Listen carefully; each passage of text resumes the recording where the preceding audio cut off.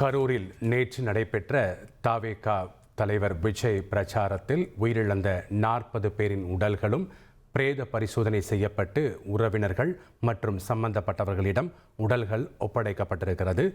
அதனை நாம் அண்மை செய்தியாக பார்த்து வருகிறோம். கூடுதல் மற்றும் கள விவரங்களை வழங்குவதற்காக இணைகிறார் எமது செய்தியாளர் சதாசிவம். வணக்கம் சதாசிவம். தற்போது 40 பேரின் உடல்களும் பிரேத பரிசோதனை முடிந்து உறவினர்களிடம் தற்போது ஒப்படைக்கப்பட்டிருக்கிறத நம்ம பார்த்து வரோம்.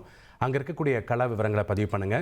எல்லாருமே கரூர் பகுதியைச் சேர்ந்தவர்கள் தானா, இல்லை அவர்கள் பக்கத்து ஊரை சேர்ந்தவர்களாக இருந்தால் அவர்களை எடுத்து செல்ல என்னென்ன ஏற்பாடுகள்லாம் அங்கே செய்யப்பட்டு வருகிறது? விவரங்கள் என்ன? கண்டிப்பாக வணக்கம். அதாவது நேற்றைய தினம் தமிழக வெற்றி கழக தலைவர் கரூர் வெளிச்சாம்புரத்தில் பிரச்சாரம் மேற்கொண்டார். கூட்டம் மிகுதி காரணமாக கூட்டத்து நெரிசலில் சிக்கி 100க்கும் மேற்பட்டோர் மயக்கமடைந்த அரசு மற்றும் தனியார் மருத்துவமனையில் சிகிச்சைக்காக அனுமதிக்கப்பட்டனர். இதையடுத்து நேற்று நள்ளிரவு முதல், அதாவது இரவு முதலே கூட்ட நெரிசலில் சிக்கி உயிரிழந்தவர்களின் எண்ணிக்கை அடுத்தடுத்து அது 10, 15, 20, இறுதியாக 38 என்றெல்லாம் பலி எண்ணிக்கை உயர்ந்தது. தொடர்ந்து அதனை அடுத்து பார்த்தோம்னால் 39ஆக பலி எண்ணிக்கை இருந்தது. இதனை அடுத்து இன்றைய தினம் பார்த்தோம்னால் பலி எண்ணிக்கை 40ஆக உயர்ந்தது.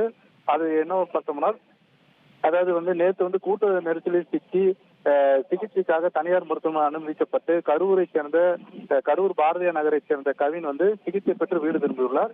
இன்றைய தினம் அவருக்கு அதாவது 2 மணி நேரத்திற்கு முன்னதாக நெஞ்சுவலி ஏற்பட்டுள்ளது. இதையடுத்து கரூர் அரசு மருத்துவமனையில் சிகிச்சைக்காக அனுமதிக்கப்பட்ட கவின் சிகிச்சை பலனின்றி உயிரிழந்தார்.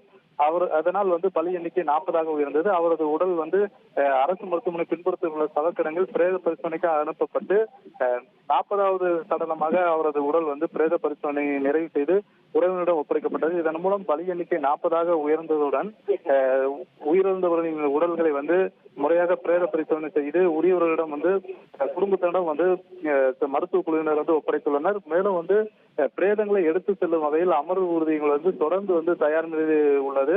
தயார் நிலையில் இப்போது அதாவது உயிரிழந்தவர்கள் பார்த்தோம்னால் பெரும்பாலும் கரூர் மாநகர் பகுதியை சேர்ந்தவர்கள். மேலும் சேலம், ஈரோடு, காங்கயம் உள்ளிட்ட பகுதிகளுக்கும் அமர்வு ஊர்தி மூலம் உயிரிழந்தவர்களின் உடல்கள் அனுப்பி வைக்கப்பட்டது.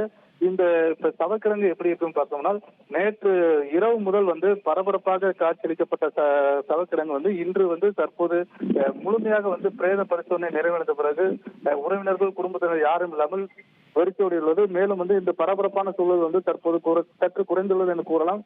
ஏன்னா பிரேத பரிசோதனை அருகில் மருத்துவமனை முழுவதும் அழுகை குரல்கள் மிகுதியாக காணப்பட்டது. தொடர்ந்து உறவினர்கள் மிகுந்த சோகத்துடன் இருந்தனர். இப்போது உயிரிழந்தவர்களின் உடல்கள் பிரேத பரிசோதனைக்கு பிறகு ஒப்படைக்கப்பட்ட பின்னர் அவர்களின் உடல்கள் வீட்டிற்கு எடுத்து இறுதிச் சடங்கு செய்து அவர்கள் தகனமும் அடக்கமும் செய்து உள்ளனர். தொடர்ந்து பிரேத பரிசோதனை நிறைவடைந்துள்ளதால் இதையடுத்து பார்த்தோம்னால் தனியார் மற்றும் அரசு மருத்துவமனையில் சிகிச்சை பெற்றவர்களின் எண்ணிக்கை 111ஆக உள்ளது.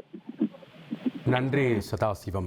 நேற்றைய தினம் தவேக தலைவர் விஜயை பார்க்க வேண்டும் என்ற ஆவலோடு ஆசையோடு காத்து கொண்டிருந்த பலரில் தற்போது 40 பேரை இழந்திருக்கிறோம். அவர்களுடைய உடல்கள் பிரேத பரிசோதனைக்கு பிறகு உறவினர்கள் மற்றும் குடும்பத்தாரிடம் ஒப்படைக்கப்பட்டு வருகிறது. தற்போது கரூர் அரசு மருத்துவமனை கண்ணீரோடு கூக்குரலோடு அவர்களுடைய உடல்களை பெற்று சொல்லக்கூடிய காட்சிகளை எல்லாம் நாம் திரையில் பார்த்து வருகிறோம். தற்போது விஜய் பிரச்சாரத்தில் உயிரிழந்த 40 பேரின் உடல்களும் பிரேத பரிசோதனைக்கு பிறகு அவர்களுடைய குடும்பத்தாரிடம் உடல்கள் ஒப்படைக்கப்பட்டிருக்கிறது. இதனை நாம் அண்மை செய்தியாகவும் முக்கிய செய்தியாகவும் பார்த்து வருகிறோம். இனி செல்லும் இடமெல்லாம் செய்தி. தந்தை டிவியின் வாட்ஸ்அப் சேனலை ஃபாலோ பண்ணினா செல்ல இருக்கும் இடமெல்லாம் செய்தி. இதோ QR கோட் இப்பவே ஸ்கேன் பண்ணுங்க, ஃபாலோ பண்ணுங்க.